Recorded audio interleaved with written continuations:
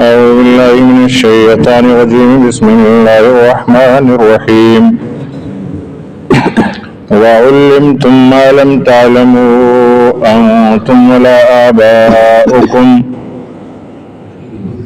یعنی قرآن کے ذریعے تمہیں تورات اور انجیل سے زائد بھی وہ علم دیا گیا جس کی نہ تمہیں اس سے پہلے خبر تھی نہ تمہارے باپ داداؤں کو۔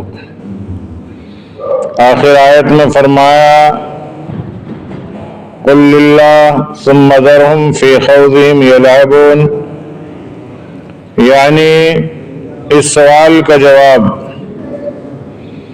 کہ جب اللہ نے کوئی کتاب ہی نہیں بھیجی تو تورات کس نے نازل کی؟ اللہ رب العالمین فرماتے ہیں کہ وہ تو کیا جواب دیں گے، آپ صلی اللہ علیہ وسلم ہی فرما دیجئے کہ اللہ تعالیٰ نے ہی نازل فرمائی ہے۔ جب ان پر حجت تمام ہو گئی تو آپ صلی اللہ علیہ وسلم کا کام ختم ہو گیا۔ اب وہ جن لہو و لعب میں کھوئے ہوئے ہیں ان کو ان کے حال پر چھوڑ دیجئے۔ دین کے اور شریعت کے امور کے علاوہ جتنے بھی کام ہیں یہ لہو و لعب میں شمار ہیں۔ ان پر اللہ تبارک و تعالیٰ کی طرف سے نازل ہونے والی کتابوں کے بارے میں ان پر حجت تمام کرنے کے بعد تیسری آیت میں ارشاد فرمایا وَهَذَا كِتَابٌ أَنزَلْنَاهُ مُبَارَكٌ مُصَدِّقٌ الَّذِي بَيْنَ يَدَيْهِ وَلِتُنذِرَ أُمَّ الْقُرَىٰ، یعنی جس طرح تورات کا خدا تعالیٰ کی طرف سے نازل ہونا انہیں بھی تسلیم ہے، اسی طرح یہ قرآن بھی ہم نے نازل کیا ہے، اور اس کے حق اور صدق ہونے کے واسطے ان کے لیے شہادت کافی ہے کہ قرآن ان سب چیزوں کی تصدیق کرتا ہے جو تورات انجیل میں نازل ہوئی۔ اس آیت شریفہ سے نبی کریم صلی اللہ علیہ وسلم کے ختم نبوت کا بھی ثبوت ملتا ہے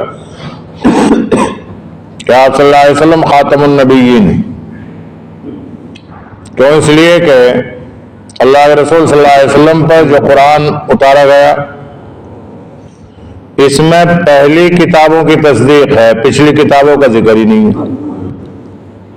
تو اس سے یہ صاف ثابت ہوتا ہے کہ پہلے نبی کریم صلی اللہ علیہ وسلم سے پہلے انبیاء تھے، آپ کے بعد میں نہ کوئی نبی ہوگا نہ کوئی کتاب آئے گی، کیونکہ یہ قرآن جو اللہ تبارک و تعالیٰ نے مبارک انداز میں اتارا ہے مصدق الذی بین یدیہ،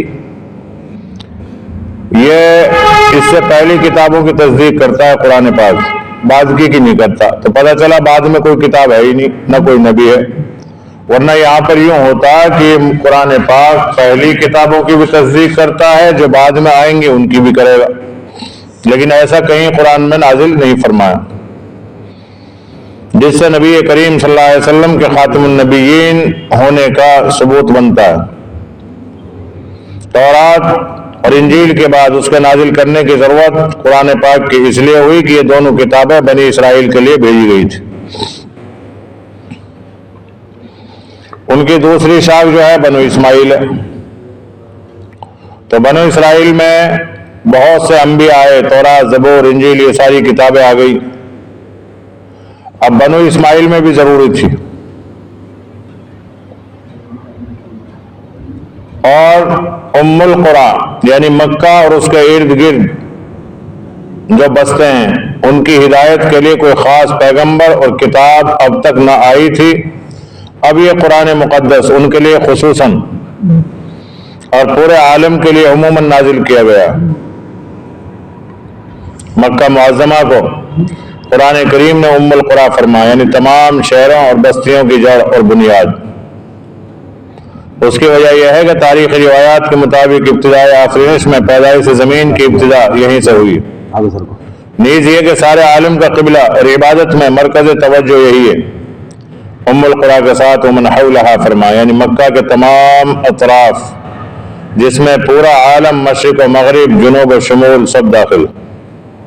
یہ نبی کریم صلی اللہ علیہ وسلم اور قرآن عظیم کی برکت ہے کہ اللہ تبارک و تعالیٰ نے مکہ کو ام القریٰ فرما کر اور ومن حولہا اس کے ارد گرد کو اسی کے ضمن میں لے لیا۔ آیت کے آخر میں ارشاد فرمایا کہ والذین یؤمنون بالآخرۃ یؤمنون بہ وہم علی صلاتہم یحافظون، یعنی جو لوگ آخرت پر ایمان رکھتے ہیں وہ قرآن پر بھی ایمان لاتے ہیں اور اپنی نمازوں کی پابندی کرتے ہیں۔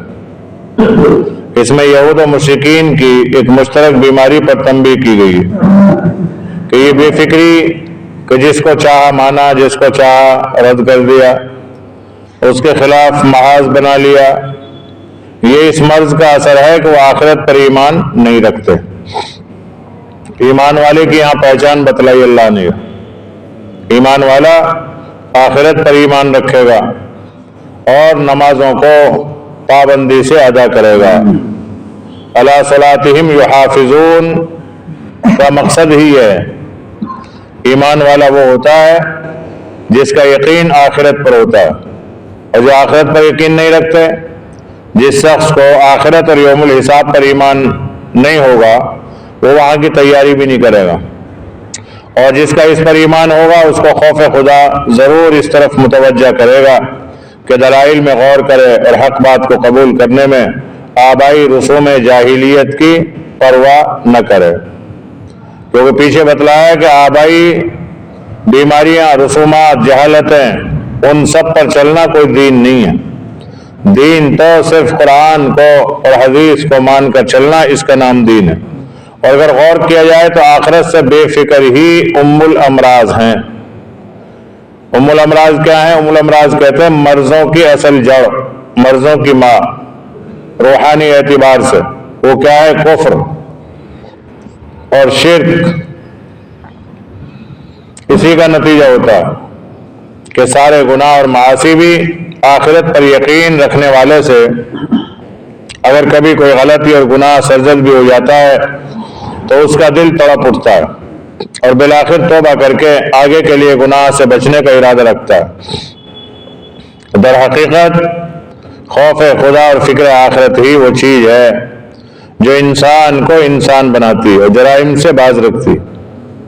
اسی لیے قرآن کریم کی کوئی صورت بلکہ کوئی رکوع بھی شاید اس سے خالی نہیں ہے جس میں فکر آخرت کی طرف متوجہ نہ کیا گیا ہو۔ اللہم اجعل جملۃ ہمومنا ہما واحدا ہم الآخرہ، یہ دعائیہ جملے ہیں۔ اے اللہ ہمارے تمام حزن، تمام غم، تمام تفکرات جتنے بھی آخرت کے ہیں ان سب کو ہم سے دور فرما۔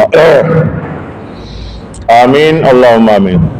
ان اللہ خالق الحب والنوا یخرج الحی من المیت ومخرج المیت من الحی ذالکم اللہ فانا تؤفکون۔ اللہ ہے کہ پھوڑ نکالتا ہے دانہ اور گٹھلی، نکالتا ہے مردہ سے زندہ اور نکالنے والا ہے زندہ سے مردہ، یہ ہے اللہ، پھر تم کدھر بہکے جاتے ہو؟ خالق الاصباح وجعل اللیل سکنا والشمس والقمر حسبانا ذالک تقدیر العزیز العلیم، اور اس نے رات بنائی آرام کو اور سورج اور چاند حساب کے لیے، یہ اندازہ رکھا ہوا ہے زور اور خبردار کا۔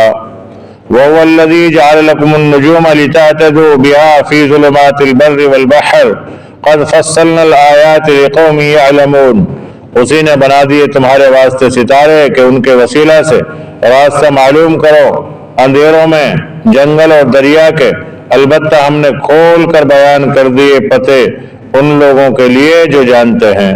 وَهُوَ الَّذِي أَنشَأَكُم مِّن نَّفْسٍ وَاحِدَةٍ فَمُسْتَقَرٌّ وَمُسْتَوْدَعٌ قَدْ فَصَّلْنَا الْآيَاتِ لِقَوْمٍ يَفْقَهُونَ، اور وہی ہے اللہ جس نے تم سب کو پیدا کیا ایک شخص سے، پھر ایک تمہارا ٹھکانہ اور ایک امانت رکھی جانے کی جگہ، البتہ ہم نے کھول کر سنا دیے پتے اس قوم کو جو سوچتے ہیں۔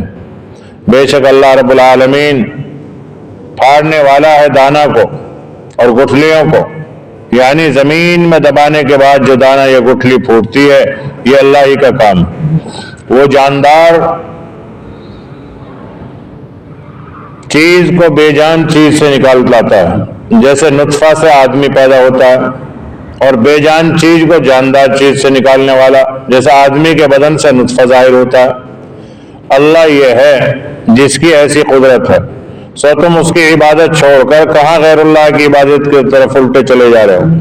وہ اللہ تعالیٰ صبح صادق کا رات میں سے نکالنے والا ہے، یعنی رات ختم ہو جاتی ہے، صبح صادق ظاہر ہوتی ہے، اور اس نے رات کو راحت کی چیز بنائی ہے کہ سب تھکے تھکائے سو کر آرام پاتے ہیں، اور سورج و چاند کی رفتار کو حساب سے رکھا ہے، یعنی ان کی رفتار منضبط ہے جس سے اوقات کے انضباط میں سہولت ہو، یہ کہ حساب سے ان کی رفتار ٹھہرائی ہوئی بات ہے ایسی ذات کی جو کہ قادر مطلق ہے کہ اس طرح حرکت پیدا کرنے پر اس کو قدرت ہے، اور بڑے علم والا ہے کہ اس کی رفتار کی مصلحتیں حکمتیں جانتا تھا، اس لیے اس خاص طرح پر ٹھہرا دیا۔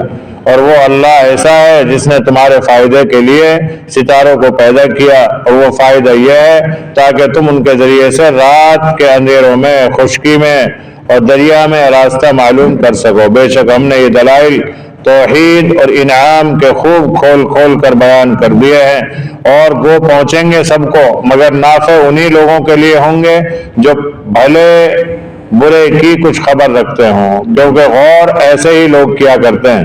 اور وہ اللہ ایسا ہے جس نے تم سب کو اصل میں ایک شخص سے کہ آدم علیہ السلام سے پیدا کیا، پھر آگے تو تولد تناسل کا اس طرح سلسلہ جاری چلا رہا ہے کہ تم میں سے ہر ایک شخص کے لیے مرتبہ مادہ میں ایک جگہ زیادہ رہنے کی ہے، یعنی ماں کا رحم، اور ایک جگہ چندی رہنے کی ہے، یعنی باپ کی پشت۔ لقولہ تعالی من بین الصلب، بے شک ہم نے یہ دلائل بھی توحید و انعام کے خوب کھول کھول کر بیان کر دیے ہیں عام طور پر، مگر ان کا نفع بھی مثل سابق انہی لوگوں کے لیے ہوگا جو سمجھ بوجھ رکھتے ہیں۔ یہ تفصیل ہو گئی یخرج الحی کی۔ پچھلی آیات میں کفار و مشرکین کی ہٹ درمی اور حقائق و نتائج سے غفلت کا تذکرہ تھا، اور ان سب خرابیوں کی اصل بنیاد خدا تعالیٰ اور اس کے بے مثال علم و قدرت سے بے خبری ہے۔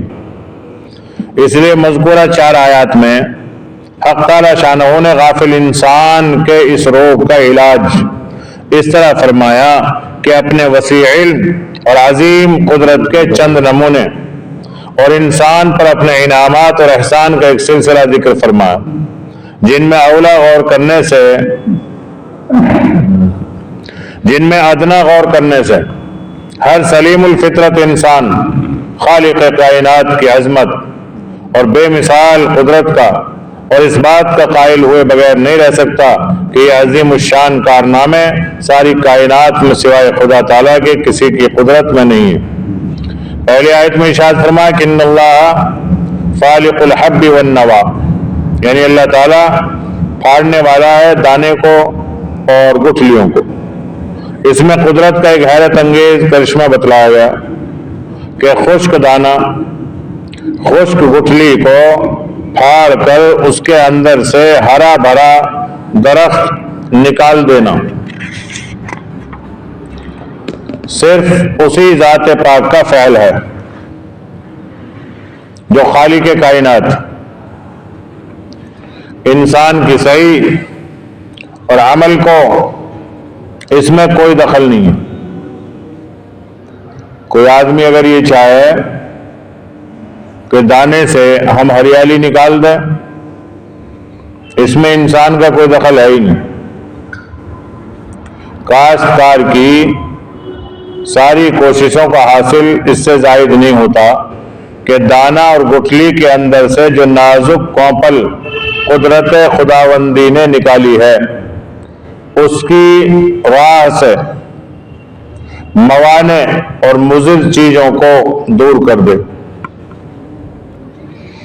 زمین کو ہل وغیرہ کے ذریعے نرم کرنا، پھر کھاد ڈالنا، پانی دینا، ان سب اعمال کا اثر زیادہ سے زیادہ یہی ہے کہ نکلنے والی نازک کونپل کی راہ میں کوئی رکاوٹ باقی نہ رہے۔ یعنی کاشتکار تو بس اتنا کر سکتا ہے کوڑا ہٹا سکتا ہے، کرکٹ ہٹا سکتا ہے، جھاڑ کاٹے گھاس وغیرہ کو وہاں سے ہٹا سکتا ہے، زمین کو نرم کر کر کوپل کے لیے راستہ نرم بنا سکتا ہے. یہ ہے کاشتکار کا کام صرف. لیکن اب اس دانے کے اندر سے کاشتکار کو یہی پتہ نہیں ہے اول تو کہ اس دانے میں سے کوڑا نکلے گا کہ نہیں نکلے گا. بعض وقت ایسا ہوتا ہے اچھا بیج لاتے ہیں خوب خرید کے اور پھر اس کو ڈالتے ہیں، لیکن وہ بیج میں وہ پاور ہی نہیں ہوتی، اس میں طاقت ہی نہیں ہے، وہ بیج اگتا ہی نہیں، اس میں سے بہت کم اگتا ہے، زیادہ خراب ہو جاتا ہے. پھر کاشتکار پچھتاتا ہے، اس سے تو بازار کے بیج نہ ڈال کے اپنے گھر کے بجائے گیہوں ہی ڈال دیتے وہی اچھا رہتا. اور بہت سے لوگ کرتے بھی ایسا. پھر تو یہ قوت کاشتکار کی نہیں ہے.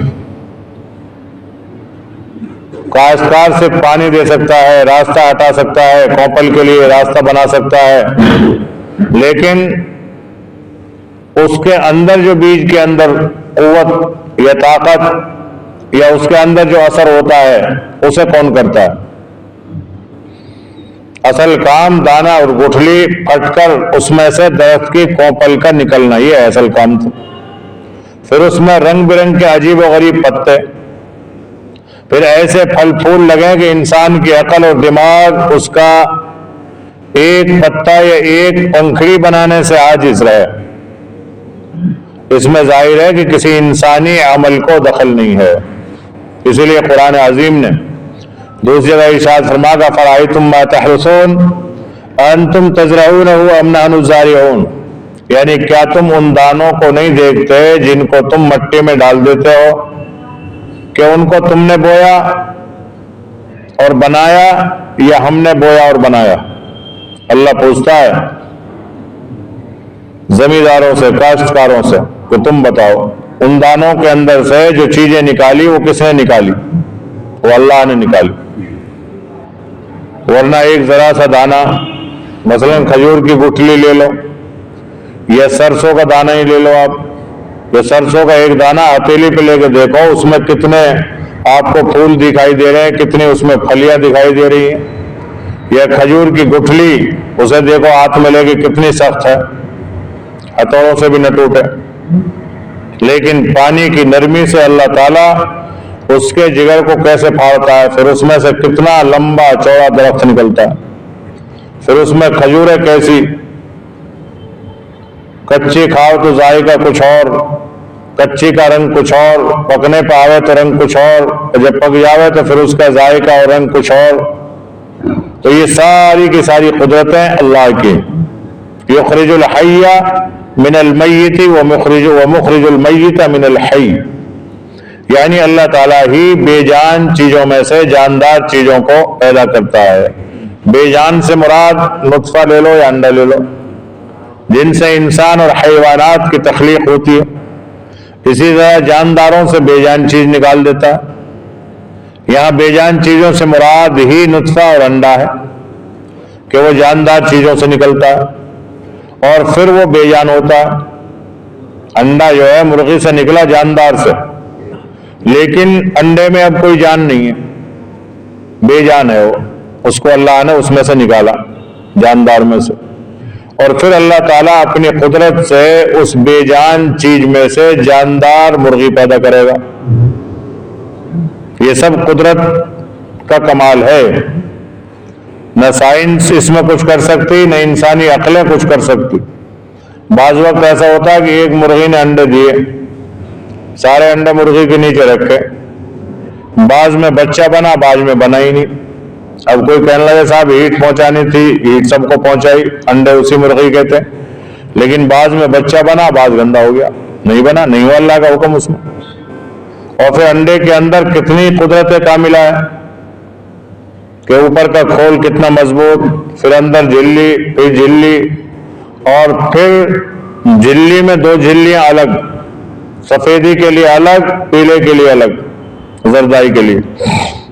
تو یہ ساری قدرتیں، یعنی اتنے اندر اتنی ساری قدرتوں کو اللہ تبارک و تعالی انسان کو دکھلاتا ہے کہ ذالکم اللہ فانا توفقون، یعنی یہ سب کام صرف اللہ تعالیٰ کے کیے اور بنائے ہوئے. پھر یہ جانتے بوجھتے کہ تم کس طرف بہ کے چلے جا رہے ہو. خود تراشیدہ بتوں کو اپنا مشکل کشا حاجت روا معبود کہنے لگے۔ دوسری آیت میں ارشاد فرمایا فالق الاصباح، فالق کے معنی آتے ہیں پھاڑنے والا، اور اصباح کے معنی ہیں وقت کے۔ فالق الاصباح کے معنی ہے پھاڑنے والا صبح کا، یعنی گہری اندھیری کی چادر کو پھاڑ کر صبح کا نکالنے والا۔ یہ بھی ان افعال اور اعمال میں سے ہے جس میں جن و بشر اور ساری کائنات کی قوتیں کچھ بھی نہیں ہے۔ ہر آنکھوں والا دیکھ کر یہ سمجھنے پر مجبور ہے کہ رات کی اندھیری کے بعد صبح کا اجالا پیدا کرنے والا نہ کوئی انسان ہو سکتا ہے، نہ فرشتہ، نہ کوئی دوسری مخلوق۔ رات ہو گئی اور رات میں آدمی کو صبح کہیں جلدی جانا ہے اور انتظار ہو اسے، پھر دیکھو کیسے انتظار میں بیٹھا رہتا ہے، صبح ہی نہیں ہو رہی، تو صبح ہی نہیں ہو رہی۔ یا کوئی تکلیف میں ہو، اللہ نہ کرے بیمار ہو، ہاسپٹل جانا ہو کہ جلدی سے صبح ہو جائے تو میں وہاں جاؤں دکھاؤں، درد کم ہو جائے، تو اس کے لیے وہ رات کتنی لمبی لگتی ہے، پھر وہ دعا کرتا ہے اللہ جلدی سے صبح کر دے۔ اب نہیں کہتا وہ سائنس والوں سے یا دل سے یا دماغ سے کہ بھائی جلدی لوگوں صبح کروا دو جلدی سے، کیونکہ اسے پتا ہے، دل مانتا ہے چاہے انسان ایمان والا ہو یا غیر ایمان والا، اسے پتا ہے کہ رات کا لانا یا دن کا لانا یہ انسانوں کے قبضے کی چیز نہیں ہے۔ تو اللہ تعالیٰ یہ فرما رہا ہے کہ جب یہ تم سب کچھ دیکھتے ہو کہ انسان کوئی ایسا کام نہیں کر سکتا، نہ فرشتے نہ کوئی دوسری مخلوق، بلکہ یہ صرف اسی ما فوق الادراک ہستی کا کام ہے جو سارے جہان کے پیدا کرنے والی ذات۔ اللہ رب العالمین نے مخلوقات کے آرام کے لیے رات کی قدرتی اور جبری تعین فرمائی، اور یہ ایک عظیم نعمت ہے۔ رات کا آنا انسان کے اختیار میں نہیں ہے، ورنہ انسان تو یہ چاہتا ہے، جو کمانے والا وہ تو یہ چاہے کہ رات آوئی مت، دن بھر لگا رہے پھر نورے شام ہو گیا، کام ادھورا رہ گیا، ابھی اور بستا نا وقت، تو یہ کام نہیں مر جاتا، ابھی سے رات آ گئی چلو بند کرو، مجبورا۔ تو یہ اللہ تبارک و تعالیٰ نے مجبوراً مخلوقات کی آرام کے لیے رات کو بنایا ہے۔ جیسے کوئی آدمی بیمار ہوتا ہے تو اس کو ڈاکٹر مجبوراً نیند کا انجیکشن دیتا ہے، حالانکہ ڈاکٹروں کو معلوم ہے کہ یہ نیند کا انجیکشن اسے تھوڑا نقصان دے گا، چاہے شریر میں کسی بھی حصے میں دے، چاہے دل کو کمزور کرے یا دماغ کے اندر جو ہے ورم پیدا کرے یا کچھ بھی کرے، لیکن اس وقت اس کو نیند ضروری ہے۔ اگر نیند اس کو نہیں لائی گئی تو یہ درد کے مارے چیخے گا، چلائے گا، اس کا گلا بھی خراب ہوگا، آنکھیں رونے سے خراب ہوں گی، دل دماغ جو ہے اس کے درد کے تخیلات تنظرات سے خراب ہوگا، سارے اعضاء میں نقصان آئے گا اس کے۔ اس لیے جبراً اس کو نیند کا انجیکشن دیا جاتا ہے ایسے مریض کو۔ تو اللہ تبارک و تعالیٰ بھی اپنی مخلوقات کو جبراً سلاتا ہے، جبراً۔ جیسے کوئی شراب کے بچہ ہوتا ہے نا، اور ٹھنڈ پڑ رہی ہے اور وہ بار بار نکل کے باہر بھاگتا پانی میں ہاتھ دینے کو، اور ماں باپ اسے پکڑ کے بستر میں چل لیٹ جائیں، سو جائے، اور بچے کا من کر نہیں رہا سونے کو، لیکن ماں باپ اس کو زبردستی بستر میں لا کے چل لیٹ، ٹھنڈ لگ جائے گی، پھر ڈولیں گے تجھے اٹھائے۔ تو ایسے ہی اللہ تبارک و تعالیٰ اپنی مخلوق پر بڑا رحیم ہے، بڑا شفیق ہے۔ اسے پتا ہے کہ اگر میں نے اپنے بندے کو رات نہیں بھیجی تو یہ پورے دن کام کرتا رہے گا اور یہ ہٹے گا ہی نہیں کام سے، اور جب یہ پورا کام کرے گا تو جو میری امانت میں نے اس کو دے رکھی ہے، شریر، یہ جسم، یہ اعضاء، ان کو یہ تھکا کے خراب کر دے گا۔ کسی کی آنکھ خراب ہوں گی، کسی کے ہاتھ خراب ہوں گے کام کرتے کرتے، کسی کا پورا بدن خراب ہوگا ڈرائیونگ کرتے کرتے، اور کسی کا جو ہے کچھ نقصان ہوگا۔ تو اللہ تعالیٰ کیا کرتا ہے، وَجَعَلَ اللَّيْلَ سَكَنًا، لفظ سکن سکون سے مشتق ہے۔ ہر ایسی چیز کو سکن کہا جاتا ہے جس پر پہنچ کر انسان کو سکون اور اطمینان اور راحت حاصل ہو، اسی لیے انسان کے رہنے کے گھر کو قرآن میں سکن فرمایا، جعل لکم من بیوتکم سکنا، کیونکہ انسان کا گھر خواہ ایک جھونپڑی کیوں نہ ہو، پہنچ کر انسان کو عادتاً سکون اور راحت حاصل ہوتی ہے۔ اس لیے معنی اس جملے کے یہ ہو گئے کہ اللہ تعالیٰ نے رات کو ہر جاندار کے لیے سکون اور راحت کی چیز بنائی ہے۔ फालिकुल इसबाह में उन नेमतों का जिक्र था जो इंसान दिन के उजाले से हासिल करता है और रात की तारीकी में वो चीजें नहीं हो सकती। उसके बाद जअल लैला सकना फरमाकर इस तरफ इशारा फरमा दिया कि जिस तरह दिन का उजाला एक अजीम नेमत है कि उसके जरिए इंसान अपने सब कारोबार करता है, इसी तरह रात की तारीकियों को भी बुरा न जानो, वो भी एक बड़ी नेमत है। कारोबार करता है इसी तरह रात, जिस तरह दिन में कारोबार करता है, इसी तरीके से रात की तारीकी को भी बुरा नहीं जानना चाहिए। वो भी अल्लाह की एक बड़ी नेमत है कि उसमें दिन भर का थका मांदा इंसान आराम करके इस काबिल हो जाता है कि आइंदा कल मैं फिर निशात और चुस्ती के साथ काम कर सके, वरना इंसानी फितरत मुसलसल मेहनत को बर्दाश्त नहीं कर सकती। रात की तारीकी को राहत के लिए मुतय्यन कर देना एक मुस्तकिल नेमत है और अल्लाह ताला की कुदरत काहिरा का एक खास मज़हर है, मगर ये नेमत रोजाना बेमांगे मिल जाती है। इसलिए इंसान का ध्यान कभी भी इधर नहीं जाता कि अल्लाह का कितना बड़ा एहसान और इनाम है। गौर कीजिए, अगर हर शख्स अपने इख्तियार और इरादे से अपने आराम का वक्त मुतय्यन करता तो कोई सुबह को 8 बजे सोने का इरादा करता अय्यूब की तरह, और कोई 12 बजे। यानी अगर ये चीज दे देता अल्लाह ताला भाई तुम्हारे इख्तियार में, चाहे जब सो, चाहे खाओ, चाहे जब बैठो, चाहे उठो, चाहे कुछ भी करो, चाहे दिन कभी मनाओ कभी रात मनाओ, अगर ये सबके इख्तियार में अल्लाह ताला दे देता तो कोई आदमी सुबह उठता, कोई शाम को उठता, कोई दोपहर में उठता, कोई 4 बजे उठता, कोई रात के मुख्तलिफ हिस्सों में, जिसका नतीजा ये होता कि रात दिन के 24 घंटों में कोई भी ऐसा घंटा ना आता जिसमें इंसानी कारोबार, मेहनत, मजदूरी, कारखाने, फैक्ट्रियां न चल रही होती, जिसका लाजिमी नतीजा ये होता कि सोने वालों के आराम में भी खलल आता और काम करने वालों के काम में भी। सोने वालों के आराम में काम करने वालों के शोर शगब और खड़के और धमाके मुखिल होते और काम करने वालों के काम में उन लोगों की गैर हाजिरी मुखिल होती जो उस वक्त सो रहे हैं। इसके अलावा सोने वालों के बहुत से वो काम रह जाते हैं जो उनके सोने के वक्त में ही हो सकते हैं। अल्लाह जल्ल शानहू की कुदरत काहिरा ने न सिर्फ इंसान पर बल्कि हर जानदार पर रात के वक्त नींद का गलबा ऐसा मुसल्लत कर दिया कि वो काम छोड़कर सो जाने के लिए मजबूर हो जाता है। शाम होते ही हर परिंदा दरिंदा चौपाए अपने अपने ठिकाने और घर का रुख करते हैं। हर इंसान जबरी तौर पर काम छोड़कर आराम करने की फिक्र में लगता है। पूरी दुनिया में एक सन्नाटा छा जाता है। रात की तारीकी नींद और आराम में मुईन और मददगार साबित होती है क्योंकि आदतन ज्यादा रोशनी में नींद नहीं आती। गौर कीजिए, अगर सारी दुनिया की हुकूमतें और आवाम मिलकर बैनुल अक़वामी मुआहिदों के जरिए सोने का कोई एक वक्त मुकर्रर करना चाहते, अव्वल उसमें दुश्वारियां कितनी होती, दूसरे अगर सारे इंसान किसी मुआहिदे के पाबंद होकर एक मुअय्यन वक्त सोया करते तो जानवरों को उस मुआहिदे का पाबंद कौन बनाता, और वो खुले में फिरते तो सोने वाले इंसान उनके सामानों का क्या असर होता। ये अल्लाह जल्ल शानहू की कुदरत काहिरा है कि जिसने जबरी तौर पर हर इंसान, हर जानदार पर एक मुअय्यन वक्त में नींद मुसल्लत करके इन बैनुल अक़वामी मुआहिदों की जरूरत से बेनियाज कर दिया। फतबारकल्लाहु अहसनुल खालिकीन।